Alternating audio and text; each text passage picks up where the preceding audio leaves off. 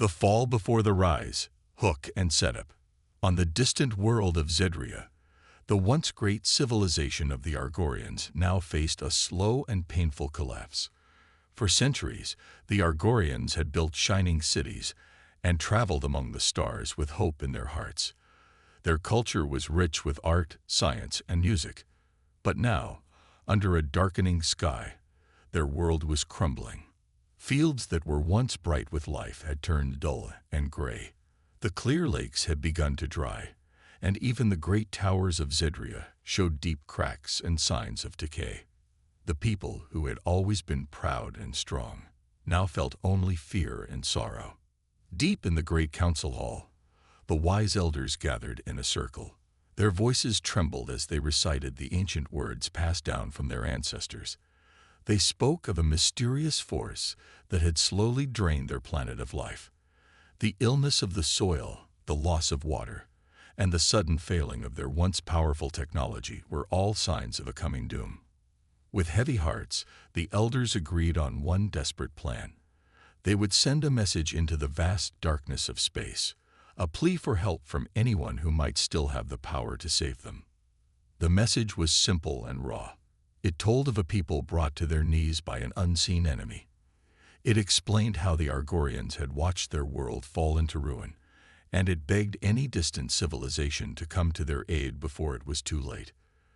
This call for help was filled with both sorrow and a warning. It was not merely a cry for rescue, but also an alert. Something dangerous and destructive was at work. The words echoed through the silent corridors of the council hall and then traveled out into space, carried by beams of light that pierced the darkness. Far away, on a small blue planet called Earth, life went on much as it always had. Humans worked, loved, and fought in their own way. They had faced many challenges over the years and had learned to stand strong in the face of hardship. Yet there was a part of human nature that did not welcome the idea of weakness. The message from Zedria, when it finally reached Earth, stirred a deep and unexpected reaction among the people there. Rather than feeling compassion for the Argorians' plight, many humans felt anger. They saw the plea not as a cry for help, but as an intrusion, a challenge to their own strength and independence. This reaction was strange. The call from the Argorians was not demanding pity. It was a desperate cry from a dying world. But the humans, scared by past betrayals and long memories of hardship, interpreted the message in their own way. They remembered times when outsiders had come to their lands, asking for help or offering aid in ways that made them feel weak. Now, this alien plea awakened an old, burning fury in many human hearts. It was a fury born of pride and of the desire to protect what they had built with such hard work. In that anger, the stage was set for a response that would shock both worlds. As the light carrying the Argorians' message traveled across the stars, it brought with it the seeds of change. The once mighty civilization of Zedria was falling, but in their desperate call lay a spark that could ignite events on Earth. In the quiet offices of human governments and the busy planning rooms of military leaders, heated debates began. Some argued that the message was a genuine cry for help, a chance to show humanity's strength by saving a friend in need. Others saw it as an act of weakness, an interference with Earth's own destiny. The tension grew, and the fate of two very different worlds started to become intertwined. In the darkness of space, the message glowed steadily, a small beacon of hope amid overwhelming despair. The Argorians had put all their hope into that single call. They believed that among the countless stars, someone might answer. Yet the truth was that the same message also carried a warning.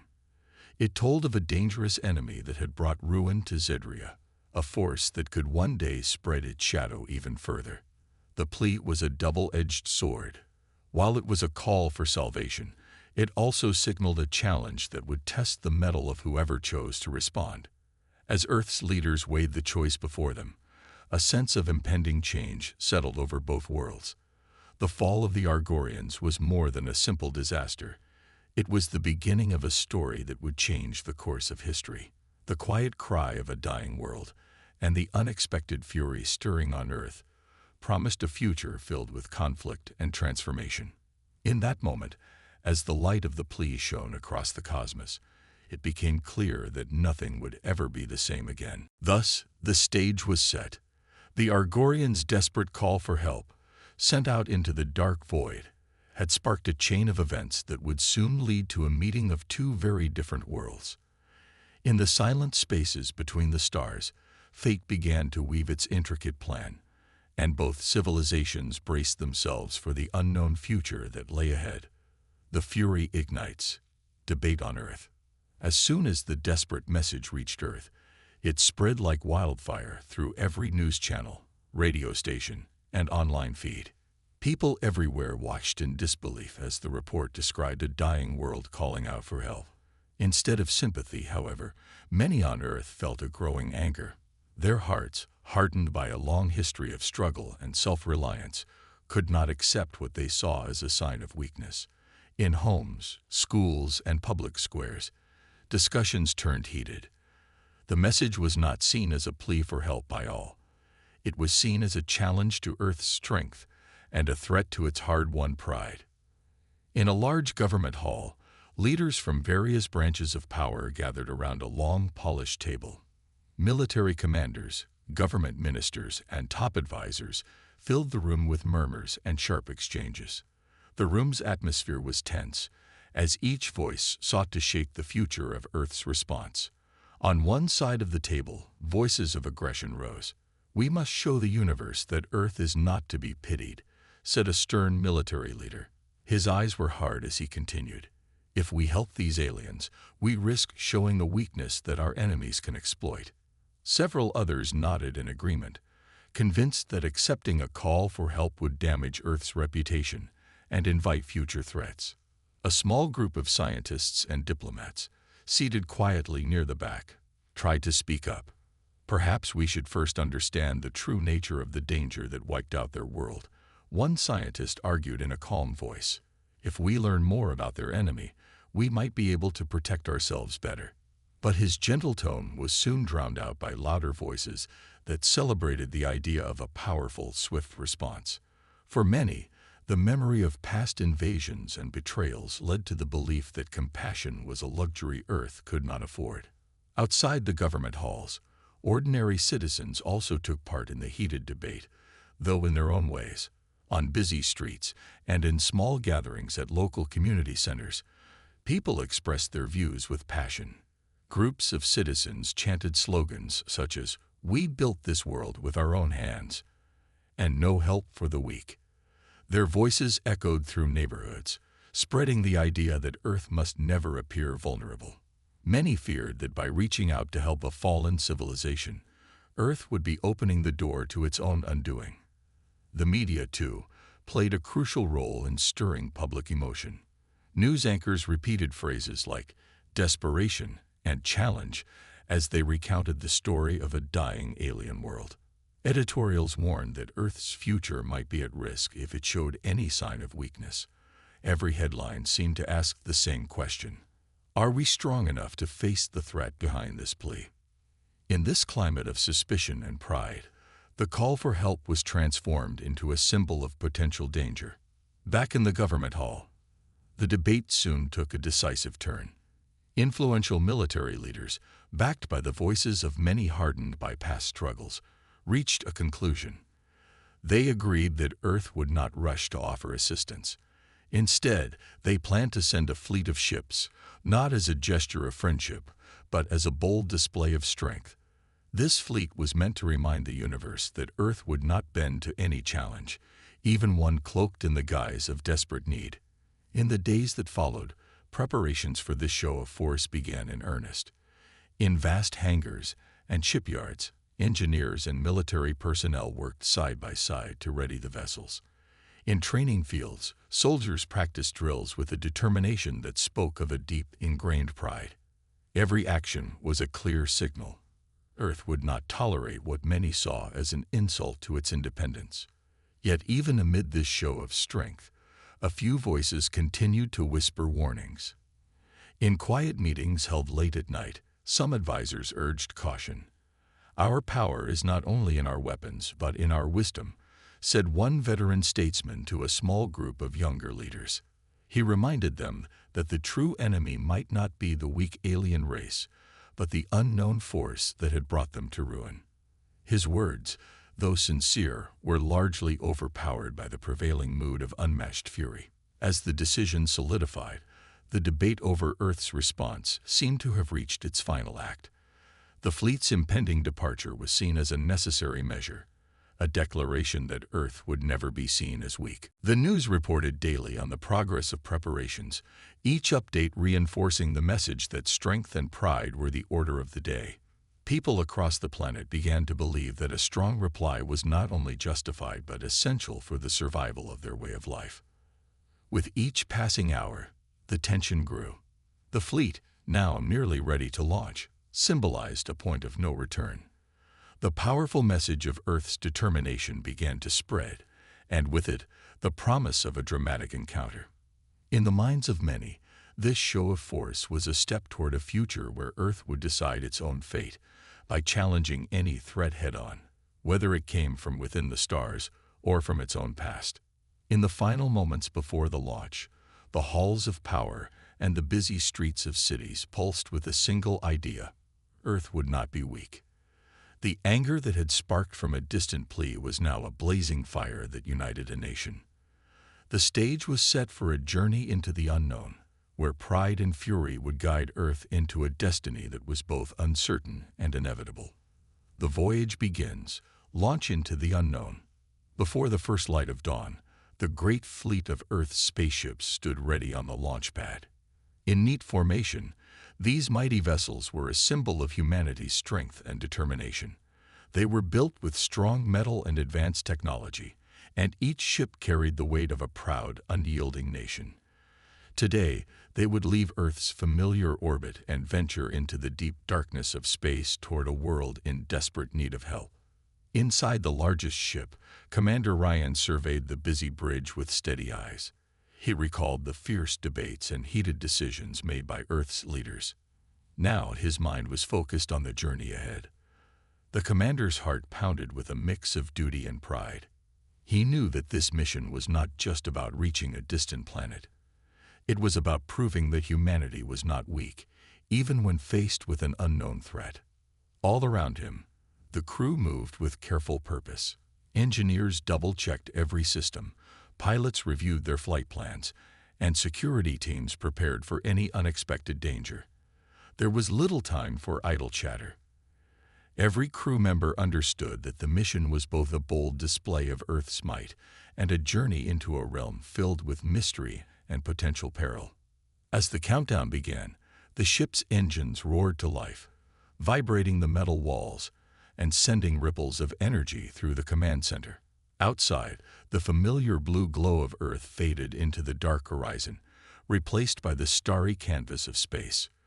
With a powerful surge, the spaceship lifted from the pad, leaving behind the world it had long called home. In the vast emptiness of space, the fleet moved as one cohesive force. The ships glided silently, like warriors setting out to defend their honor. Commander Ryan spoke into the ship's communication system, his voice firm and calm. "Stay alert. We are not here to show weakness. We carry Earth's pride with us. Be ready for anything." Down in the lower decks, soldiers secured their gear and checked their equipment. They had heard the story of the doomed alien civilization, a once great people now reduced to a desperate cry for help. More than that, they had learned that this plea carried a warning of an enemy so dangerous that it had destroyed an entire world. Each soldier felt the heavy responsibility of defending Earth against any threat that might follow in those alien footsteps. In a quieter part of the ship, a team of scientists gathered in the research lab. They pored over the data contained in the alien message. The numbers, patterns, and simple symbols on the screen told a story of a lost civilization and a mysterious force that had brought them low. The scientists hoped that by understanding these clues, they could better prepare Earth for what lay ahead. Their work was slow and careful, knowing that every minute was precious as the fleet traveled further from home. Outside the ship's thick, reinforced windows, the dark sea of space stretched out endlessly. Nebula glowed softly in the distance, and clusters of stars sparkled like tiny beacons. On the bridge, a young pilot named Sarah stared out in wonder. For her, the journey was a mix of excitement and fear. She thought of her family and friends back on Earth, and of the heavy expectations placed upon every member of the crew. Yet, in that moment, the vastness of space filled her with hope and a sense of adventure. Days passed as the fleet sailed deeper into the cosmic void. The journey was long and not without its challenges.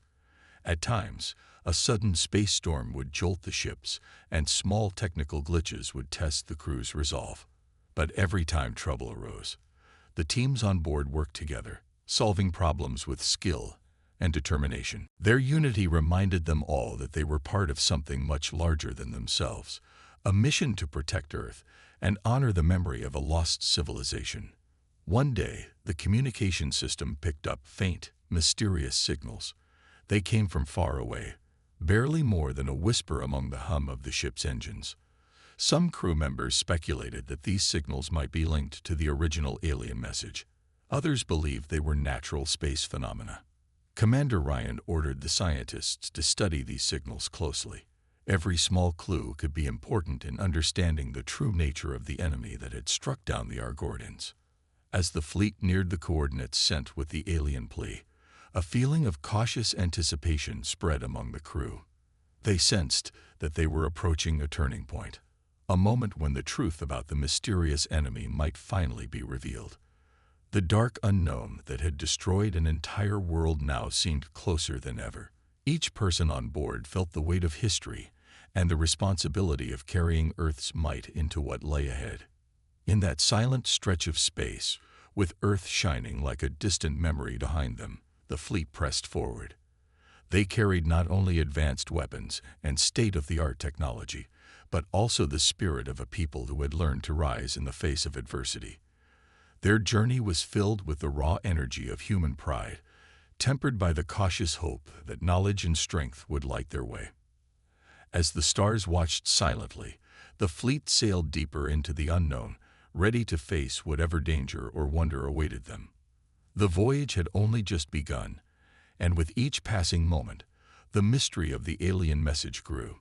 Yet, one thing remained clear: humanity was determined to meet this challenge head-on, proving to the universe that Earth was a force not to be taken lightly. The arrival at Zydria. The fleet finally reached orbit around Zydria, the once great home of the Argorians. From space, the planet looked like a dark, broken jewel. Cracked surfaces and deep shadows covered what was once a vibrant world. The sensors aboard the ships picked up weak signals of life amid the ruins, and faint pulses of energy that made the crews tense with both fear and curiosity. Commander Ryan stood on the bridge of his flagship, watching the view with a mixture of pride and caution. The orders had been clear: approach, observe, and, if needed, secure the area. Yet, as the commander stared at the desolate landscape below, he could not help but feel a stir of uncertainty. This was not the scene of a battle, but rather the silent aftermath of a great loss. A small shuttle was readied for landing. Ryan led a landing party of soldiers, engineers, and a few scientists. They boarded the shuttle with heavy hearts and determined minds. Their mission was simple in words, yet filled with risk: to make first contact with the dying civilization that had sent a desperate call for help. The shuttle's engines roared as it descended through the thin, dusty clouds surrounding the planet. On the surface, the landing zone was a vast plain of broken stone and scattered metal from ancient structures. The wind carried a fine dust that covered everything in a thin gray layer. The landing party stepped out, their boots crunching on the brittle ground. In the cold light of Zydria's weak sun, every step felt like a step into a long-forgotten past. The team moved in a careful formation. Their eyes scanned the horizon for any sign of life. In the distance, the remains of what had once been a great city rose in jagged silhouettes. The buildings were barely standing, their surfaces scarred by time and disaster. Here and there, small lights flickered in the dark recesses of ruined corridors, evidence that some life still clung to existence. As the team advanced toward the ruined city, the tension among them grew. Sergeant Malik, a seasoned soldier, led the group with a firm grip on his weapon. His eyes, hard and watchful, missed no movement. Yet even as the team moved forward, the quiet of Zedria was punctured by a series of soft, irregular beeps from the portable scanners carried by the scientists. They had detected unusual energy readings, not far from where the lights flickered. Following the signals, the landing party reached a large, collapsed hall. The walls were etched with strange symbols, and there was a subtle hum of energy in the air. At the center of the hall, a weak light shone, a small beacon of life. Here they found a group of Argorians huddled together. Their forms were slender, with large, sorrowful eyes that told of pain and loss. They were dressed in simple, worn clothing that had once been proud uniforms of a great people. The Argorians did not move to attack. Instead, they trembled and backed away slowly, as if expecting harm from these strange visitors. Their voices, soft and quivering, began to form words. Though their language was not one the humans understood at first, their tones spoke of deep fear and pleading. One of the Argorians, an elder with gentle features and trembling hands, stepped forward. With a quiet voice, he tried to explain that their world had been attacked by a mysterious enemy, a force that had left their civilization in ruins and forced them to hide in the shadows. Commander Ryan ordered his team to lower their weapons, though he kept a close watch on every movement. The humans had come with anger in their hearts, but now the scene before them stirred a different emotion, a mix of pity, confusion, and even regret. The alien elder's eyes held sorrow and a silent plea for help, a plea that was as desperate as the message that had been sent into space. As the landing party began to communicate slowly with gestures and cautious words, the Argorians' fear began to lessen just a little. The elder pointed to the broken symbols on the wall and to the distant hills where a strange glow pulsed in the darkness. He tried to show that the enemy was still near, a force that had once been unstoppable and now might still return. The scientists in the human team hurried to record the symbols and energy readings, realizing that these clues could hold the key to understanding the real threat that had brought ruin to Zedria. Inside the ruined hall, time seemed to slow. The meeting of two very different peoples was filled with tension and uncertainty. The humans, who had set out with fury and the desire to show strength, now faced a difficult choice. The Argorians, broken by loss yet still holding on to hope, needed help. But the human team's hearts were still hardened by a long history of struggle, and some among them questioned if they should lower their guard. Before any final decisions could be made, the ground beneath them shuddered with a deep, ominous rumble. Dust and small stones tumbled from the ceiling of the collapsed hall. The Argorians gasped, and even the disciplined soldiers felt a jolt of alarm. The mysterious enemy, hinted at in the elder's trembling explanations, might be near. All eyes turned to the dark entrance of the hall as a flicker of light danced on the far wall, a sign that something was coming. In that heavy moment of uncertainty, the fate of both the Argorians and the human landing party hung in the balance. The quiet plea for help from a broken civilization and the simmering fury of a proud people were about to collide with a force that neither side fully understood. The meeting had begun, and with it, a new chapter in a story of loss, anger, and the hope for a future where two very different worlds might find common ground in the face of an unknown threat. The enemy unveiled, battle in the ruins. As the ground trembled and the hall's walls began to crack further, a dark shape slowly emerged from the deepest shadows. The creature moved with a strange grace, its form shifting and pulsing with a dim, eerie light. The sound of its movement was low and heavy, like the deep hum of a far-off storm. Both the human soldiers and the small group of Argorians stood frozen, their eyes fixed on the approaching enemy. It was clear that this was the force the Argorians had warned about, a force that had brought ruin to their once great world. In the silence that followed, Commander Ryan stepped forward.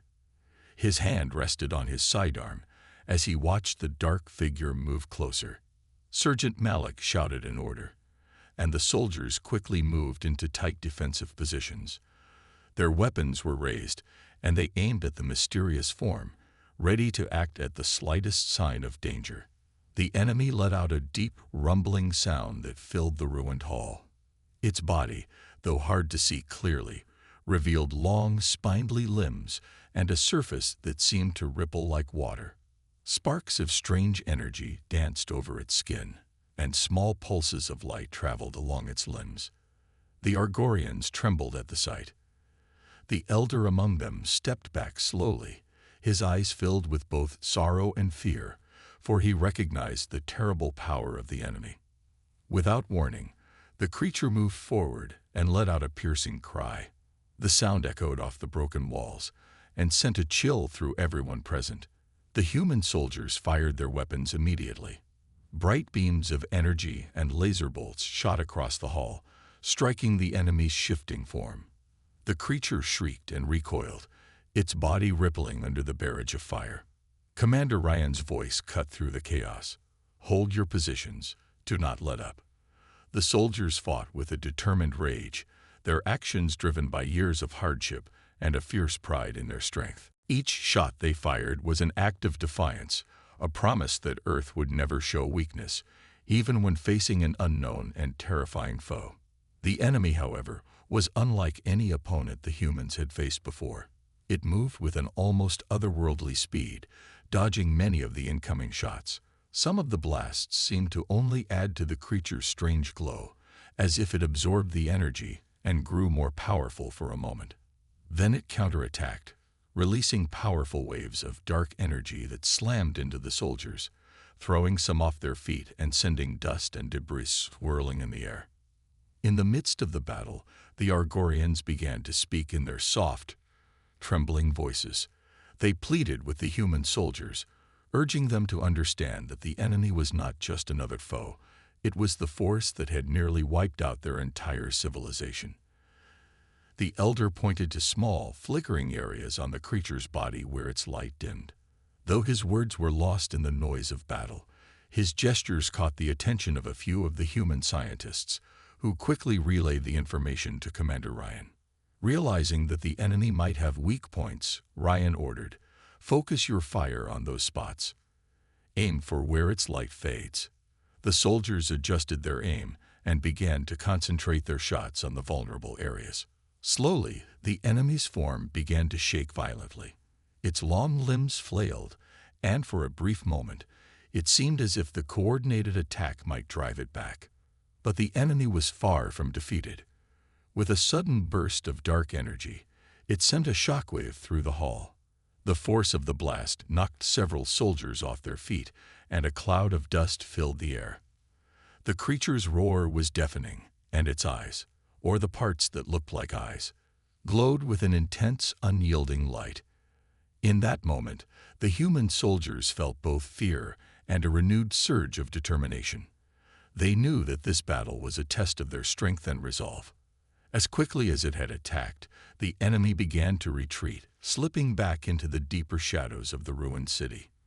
Its withdrawal was not a sign of surrender, but a momentary retreat to regain strength. The soldiers did not lower their weapons. Instead, they kept a careful watch, waiting for the creature to return. When the echo of battle faded, a heavy silence settled over the hall. The ground was scarred by burn marks and shattered stone, and the air still crackled with the energy of the recent attack. Commander Ryan walked among his men, checking on each one. Despite the fierce anger and pride that had driven them into battle, he saw the worry in their eyes and the wariness in their limbs. Nearby, the Argorians gathered close. The elder's face was lined with grief as he looked at the human soldiers. He knew that his people were in desperate need of help, but he also sensed that the humans' fierce pride might blind them to the true nature of the enemy they faced. The meeting of these two very different peoples had become a fragile moment of shared struggle and unspoken understanding. In the quiet after the clash, Commander Ryan realized that this was only the beginning. The dark creature was a messenger of a larger, hidden threat, a force that had once destroyed Zedria, and might one day endanger Earth if left unchecked. His mind raced with the challenges that lay ahead. The battle in the ruined hall had shown that strength and fury alone might not be enough. They would need wisdom and unity to face the unknown. As the shadows gathered once again in the silent ruins, both the human soldiers and the Argorians braced themselves for what would come next.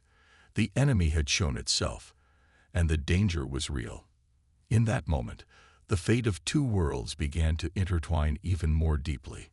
The clash between unmatched fury and desperate need had only just begun, and the coming days promised even greater trials for all who would stand against the mysterious force that had brought them together.